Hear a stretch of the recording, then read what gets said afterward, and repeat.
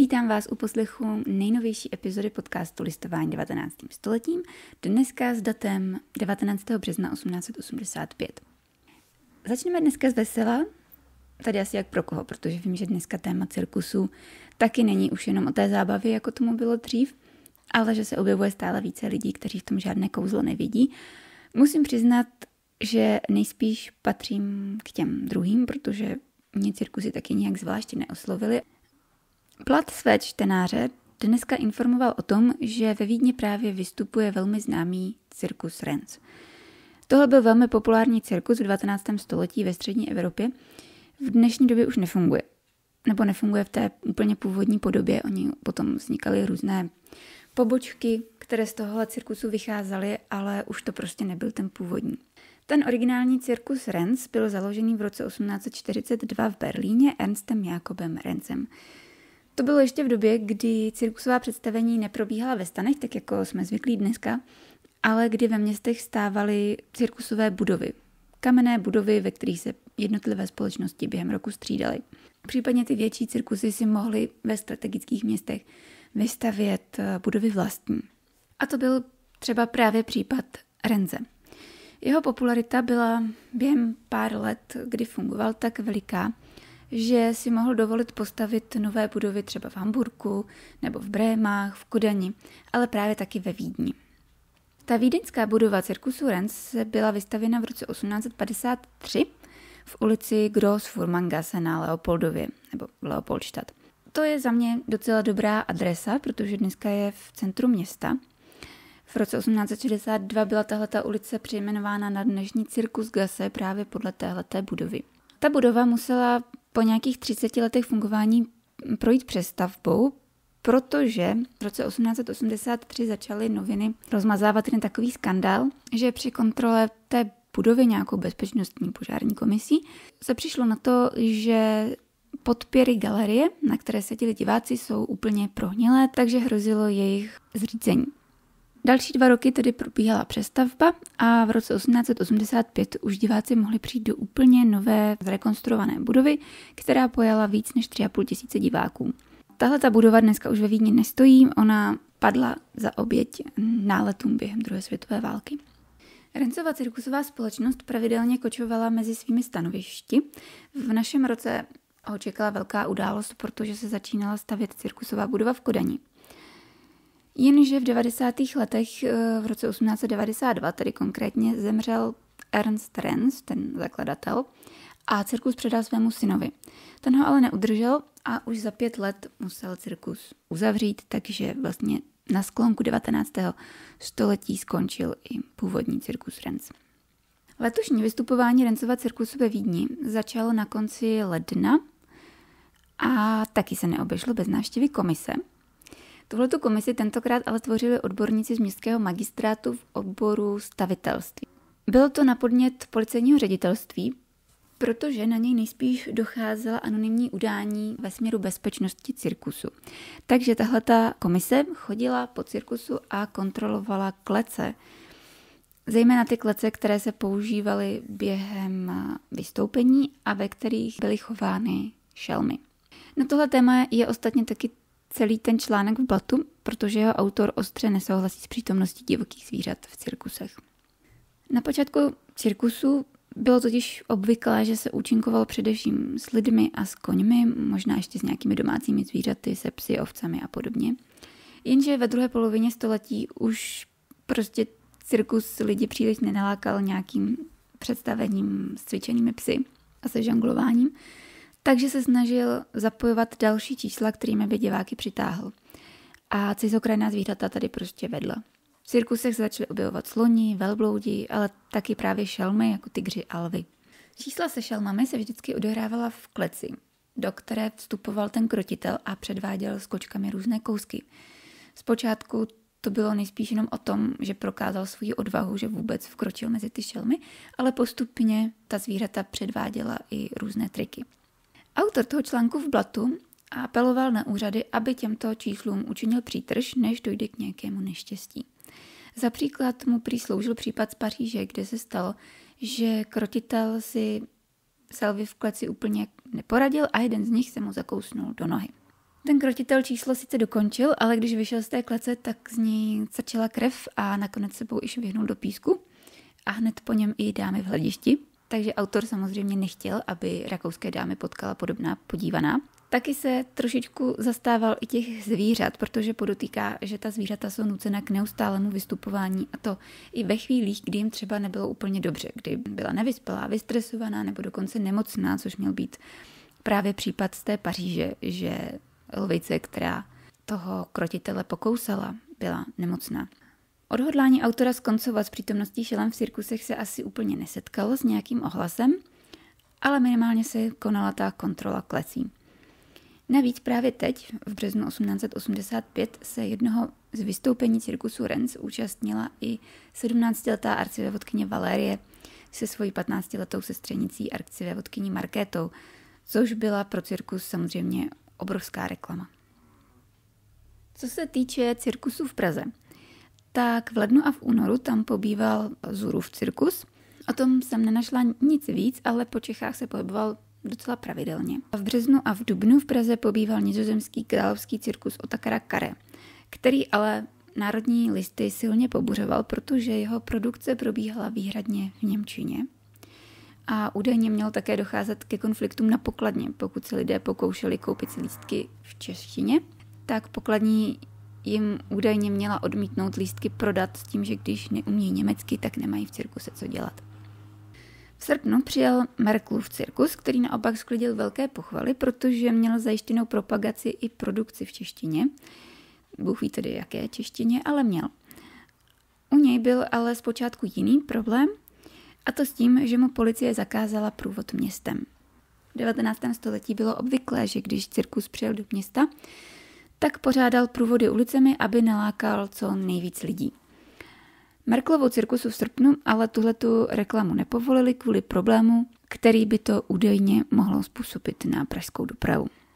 U Merklova cirkusu byla ještě jedna zajímavost. Jednalo se o cirkus takzvaného amerického typu. To znamenalo, že to byl stanový cirkus, takže na rozdíl od těch předchozích nepoužíval kamenné budovy, ale pro svoje vystoupení si vždycky postavil svůj vlastní stan. Tentokrát v tom srpnu 85 ho rozbalil na Vinohradech a ozdobil ho americkou vlajkou. Autor Národních listů si při líčení návštěvy cirkusu pochvaloval, že ten stanový cirkus je sice neobvyklý, ale nabízí veliký prostor, je dobře větraný a je dobře osvětlený. Navíc prý i vystoupení byla velmi kvalitní, navazovala bez větších pauz, bez zádrhelů. Mezi čísly se objevily takové klasiky, jako byla krasojistkyně, klauni, drezura koní, akrobaté, ale lidé tam mohli vidět třeba i opravdové Japonce, což pro obyčejné lidi v Praze musel být opravdu zážitek. Tihleti Japonci chodili po laně a samozřejmě tady byla také cizokrajná zvířata, byly tu sloni, lvy, velbloudi a zebu. Na podzim se Merklův cirkus odebral z Prahy do Olomouce.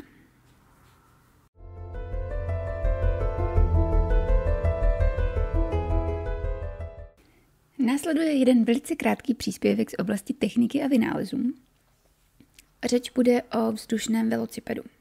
Pokud jste někdy viděli film Záhada hlavolamu, tak tam byla jeho trochu modernější verze. Byl to ten vynález Jana Tleskače, takové to letající kolo. V 19. století si lidé už ověřili, že umožnit člověku létat není tak scestné, jak se celé století předpokládalo. Objevilo se mnoho mužů, kteří se pokoušeli najít nějaký ten způsob, jak to lidem umožnit. První byly samozřejmě balony, potom přišly vzducholodě, ale od té doby se hledaly i další možnosti a asi nebude moc překvapivé, že mnozí z vynálezců si vzali za příklad ptáky a pohyb jejich křídel. A stejně si právě počínal i francouzský vynálezce Alexandre Goupil, který mnoho let zkoumal pohyb ptáků, dokonce i napsal knihu, která se věnovala technice jejich letu. Goupilovým cílem bylo přijít na způsob, jak by lidé mohli létat sami bez pomoci kohokoliv dalšího. Většina vynálezců 19. století pracovala s parním strojem, který nějakým způsobem poháněl nějakou konstrukci, nejčastěji dřevěnou, případně z nějakého lehkého kovu. Případně vytvářeli kluzáky, ale pořád to nebylo ono. Goupil chtěl využít k letu čistě lidskou sílu, takže by nebylo potřeba žádné palivo a stroj by nemusel nést ani žádný další těžký přístroj, který by mu vytvářel tu letovou energii. Což bylo samozřejmě velké plus, protože tím největším nepřítelem všech konstruktérů byla hmotnost. Velociped Alexandra Goupila byl zhotovený z velmi lehkého dřeva a s hedvábnými křídly, takže jeho váha údajně byla nějakých 100 liber, což je zhruba 45 kg. A to bylo oproti jiným létajícím strojům té doby zhruba polovina hmotnosti. Celý jeho nápad stál na jednoduchém principu, kdy pilot šlapal na pedály, které otáčely šroubem a ten uváděl do pohybu křídla.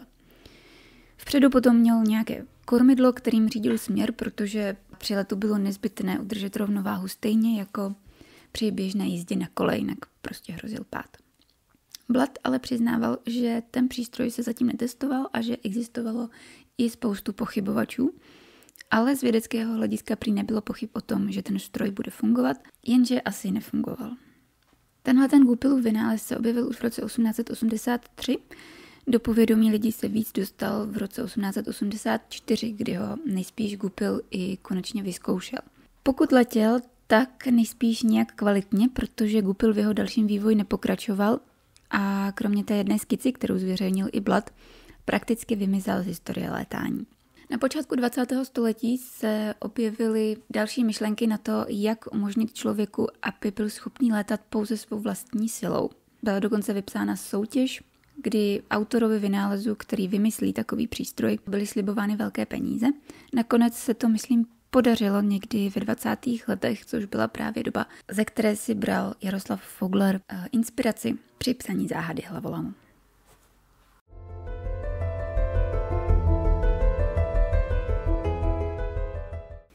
No a na závěr nás čeká povídání o dalším pokusu žen o emancipaci, tentokrát v oblasti práva. Budeme si to ilustrovat na 2 ženách, o které v 80. letech jevili novináři docela zájem. Jednu z nich možná znáte, pokud máte doma Netflix, tak asi tak 2 roky zpátky jste mohli zaznamenat krátký italský seriál Lidia Poet. A loni na podzim prý vyšla 2. řada, tu jsem ještě nezachytila, ale určitě se na ní taky podívám. A to je právě ta první žena, o které si budeme dneska povídat. Itálie byla docela blízko, část Itálie spadala i pod Rakousko-Uhersko, takže tenhle ten příběh italské ženy, která se stala právničkou. Rakouské ženy určitě inspiroval daleko víc, než když se v podobném smyslu mluvilo o Američankách třeba. Blatt sice nejmenuje přímo Lidii Poet, ale z toho, co píše, jako není pochyb o tom, že naráží právě na ní.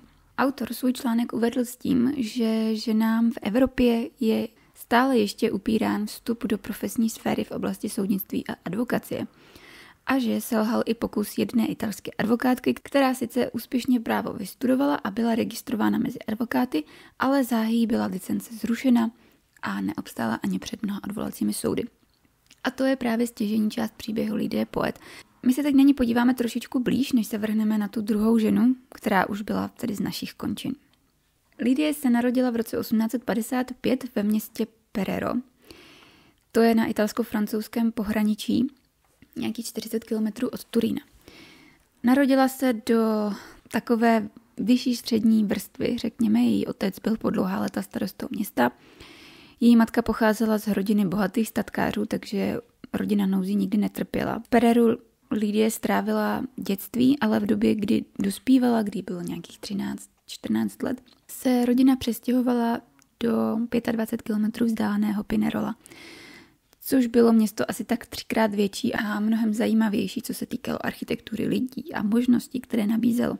A bylo samozřejmě také mnohem blíž Turínu, což v této době bylo italské hlavní město. V době, kdy se tam rodina přestěhovala, už Lidin starší bratr ve městě žil a měl tam zřízenou fungující právnickou praxi. Lidii v této době, jak jsem říkala, mohlo být nějakých 14-15 a proto byla taky poslána na studia. Studovala ve Švýcarsku ve škole pro mladé dámy, kde získala potřebné vzdělání a vysvědčení pro to, aby mohla vykonávat profesi učitelky, což byla v podstatě pro ženy jediná povolená profese. V roce 1874 odešla z téhleté školy se specializací na angličtinu, němčinu a francouzštinu. Jenže během jejich studií zemřeli její rodiče, takže po návratu, když bylo nějakých 19 let, se rozhodla, že bude studovat dál. Určitě k tomu měla i podporu svého bratra, protože někdo jí ta studia platit musel. Studovala na škole v Mondovi, kde získala potřebné maturitní vysvědčení, takže v roce 1877 se mohla pokusit o studium na univerzitě. Skutečně na ní byla přijata. Přijala ji Turínská univerzita, nejprve na obor lékařství, ale po roce si to rozmyslela a šla na práva. Svou absolventskou práci zaměřila na práva žen ve společnosti a především na možnost hlasovacího práva. V Itálii bylo v 19. století uzákoněno, že žena může vystupovat v právním světě, a teď jako nemyslím být právničkou, ale obecně v právním světě, jako když třeba chtěla uzavírat smlouvy nebo jiné věci z oblasti práva, tak potřebovala souhlas svého manžela.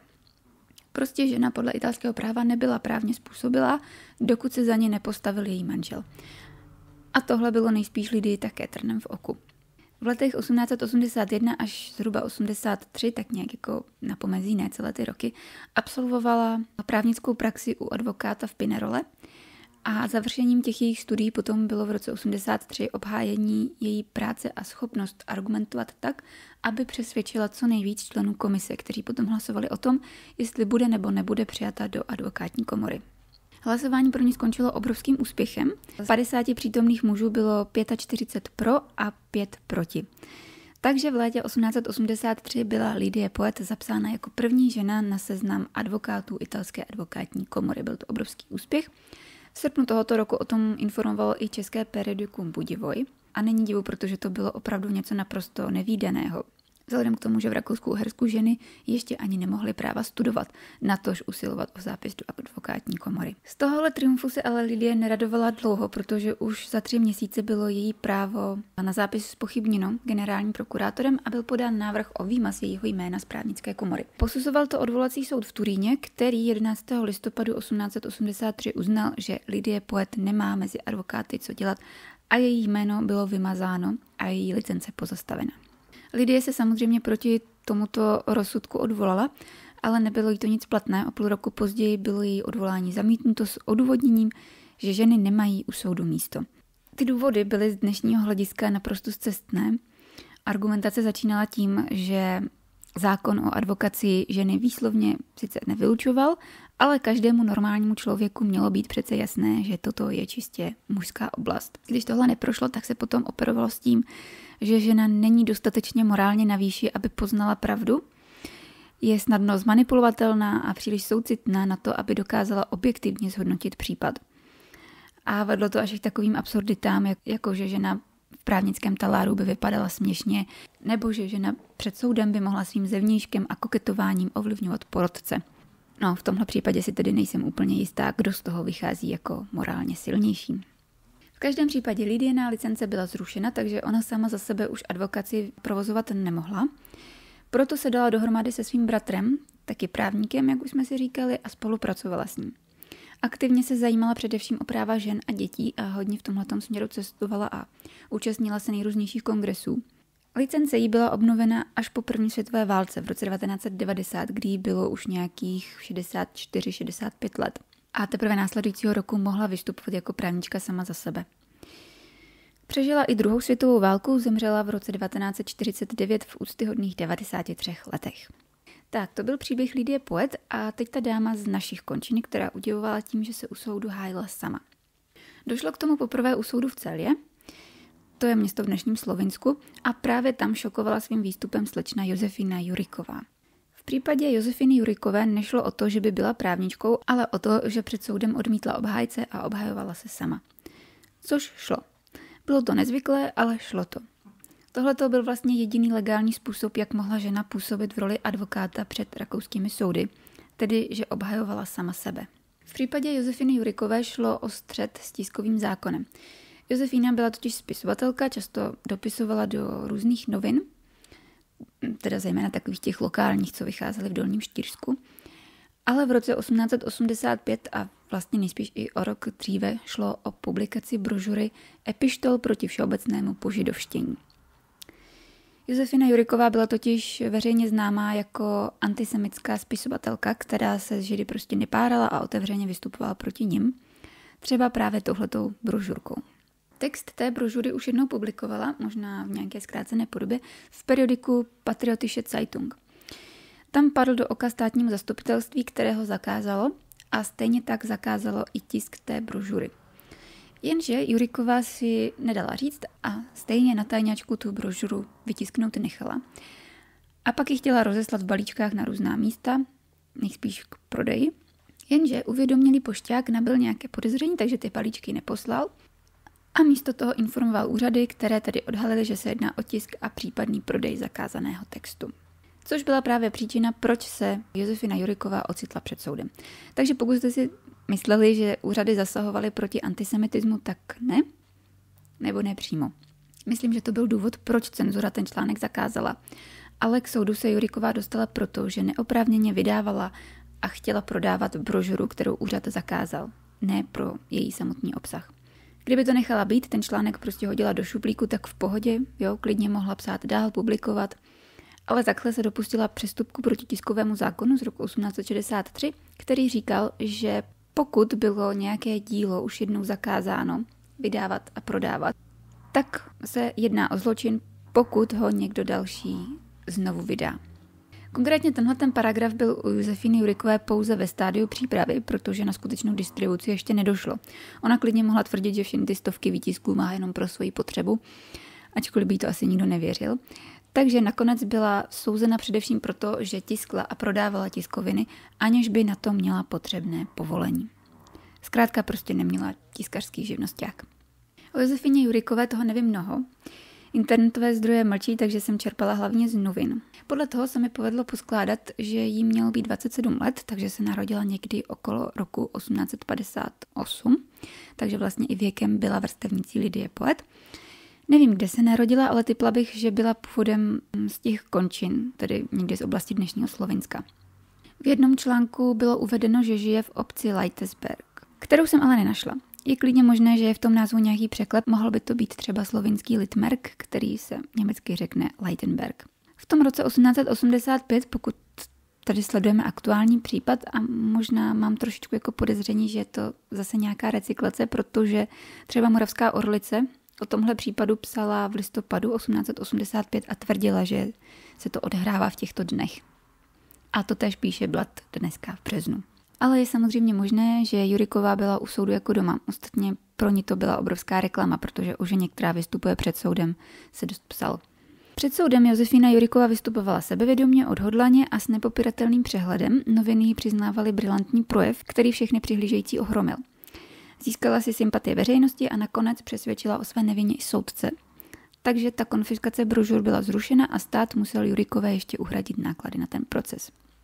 Ono tam šlo i o finanční stránku.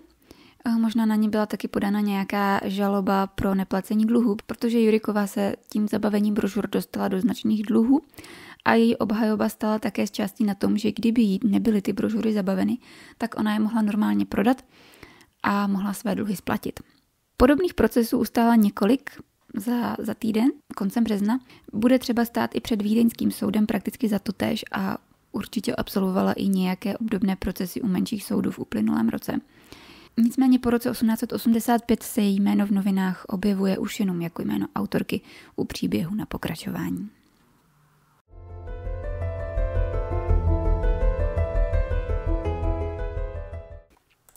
A na závěr listování našimi domácími novinami, národními listy. Začneme zprávou z Německa. V minulých listováních jsme se bavili o závalu v Karviné a teď tedy došlo k výbuchu plynů v dole Kamphausen nedaleko Sárska. A při tomhle výbuchu bylo zasypáno 217 horníků. Zatím z nich bylo zachráněno pouhých 17. V národních listech se dneska taky objevuje provolání zakládajících členů Národní jednoty severočeské. Ti hodlali založit tento spolek, který by měl bránit české obyvatelstvo v severním pohraničí, kde byli Češi utlačováni. Tahle jednota severočeská tam chtěla zakládat různé národní instituce, pořádat české akce a vzdělávat tamní obyvatelstvo. Být prostě takovou protiváhou německých spolků v téhleté oblasti. Jeho českou obdobou třeba byla Národní jednota pošumavská, která vznikla o rok dřív. Národní jednota severočeská skutečně založena byla, a to 22. března 1885, bude tedy oficiálně založena za 3 dny a bude fungovat až do roku 1948. V podobném duchu budeme pokračovat i další zprávou, která se týká nových členů Ústřední matice školské. K té se počínaje letošním rokem připojí i měšťanský pivovar ve Volyni, který zaslal příspěvek 100 zlatých, a podobně si připojí i učitelský spolek Komenský z Přerova s vkladem 500 zlatých, které budou vkládány postupně po 100 zlatých. Zemská školní rada se opět vyjadřovala k návrhům obcí o zřízení vlastních škol. Povoleno bylo zřízení nové školy pouze v újezdu u Svatého Kříže, který byl tímto vyškolen z obce Roudnice, a bylo mu povoleno zřízení 2třídní školy. Žádostem obce Dolany u Plzně a obce Zeměchy u Opočna vyhověno nebylo. Městská rada v Praze vyzvala stavební úřad, aby podal návrh na zlepšení schůdnosti Valštejnské rokle pod Chodchovými sady. Další komise měla potom podat návrh na zpevnění silnice u Rudolfína směrem k Vltavě. No, dále tu máme další zprávu z Prahy. V Holešovicích se budou styčovat mezníky na polích, protože na úřady přicházejí stížnosti, že lidé si svévolně zabírají víc půdy, než která jim náleží. Takže městská rada tam poslala kontrolu, která bude ty pozemky přeměřovat a následně nechá vstyčit mezníky. Přichází nám jaro, takže se bude konat i několik tanečních zábav. 21. března, v sobotu, bude třeba pořádat taneční zábavu na Žofínském ostrově Rukavičkářská beseda. Hrát jim k tomu bude vojenská kapela 88. pluku. A stejný večer bude zábavný večer nebo akademii pořádat i sbor svobodných střelců s unčíkováním několika solových zpěváků i pěveckých sborů. Trestní výbor vypracoval návrh zákona na zřízení a vydržování dalších věznic a robotáren. Zároveň s ním byl podán i návrh, aby tuláci a žebráci byli zadrženi a pokud by byli schopni práce, měli být umístěni do robotáren, kde by pracovali. Činnost těchto robotáren financoval stát, pokud je nezaložili obce nebo okresy, ty si je potom museli financovat sami. No a teď se dostaneme tedy k otázce ze zahraničí. Víte, že kromě Súdánu sledujeme i události v Afghánistánu, kde se mezi sebou zase handrkuje pro změnu Rusko a Anglie. Tak ruské noviny v Petrohradě psaly, že Rakousko-Uhersko by velmi rádo vidělo ruskou armádu zaměstnanou v Asii, protože samo chtělo proti Rusku postupovat na Balkáně.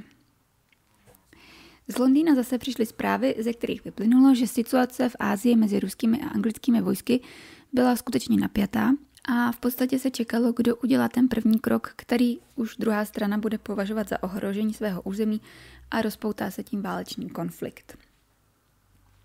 No a na úplný závěr, aby jsme neskončili tak pesimisticky, tak v jedné z předchozích epizod jsem vám říkala o obecních kuchyních, které byly zřízeny v Praze a Národní listy teďko přinášely denní jídelníčky 4 z nich. Takže, abyste si udělali konkrétní představu, co se tak jako podávalo v chudinských kuchyních, jídelnách, tak si je společně přečteme. Malostranská obecní kuchyně dneska podávala třeba krupicovou polévku, hovězí maso se zelím a brambory.